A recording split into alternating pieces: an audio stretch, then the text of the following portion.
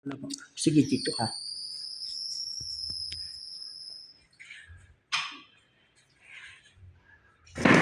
O, ayan, sige po. My compatriots all over the world, today is the feast of Saint Teresa of the Child Jesus, October 1, 2025.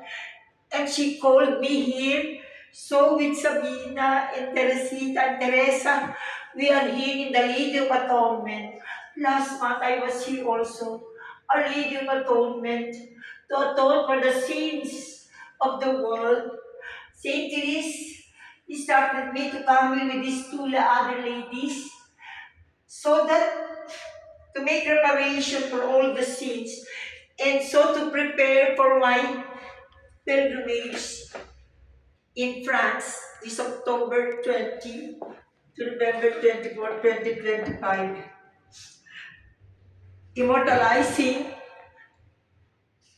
Philippines and France sacred prophetic relations for the world with Saint Teresa of the Child Jesus, Dr. Zelsa, Dr. Ferdinand Blumentritt, and I thank my host, Sir Romel Balistoy, so that we can fulfill what Saint Therese wanted for the Philippines to be a model country.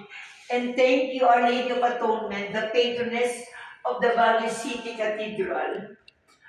May the graces of these prayers of these two kneeling, please take the photo of their faces here.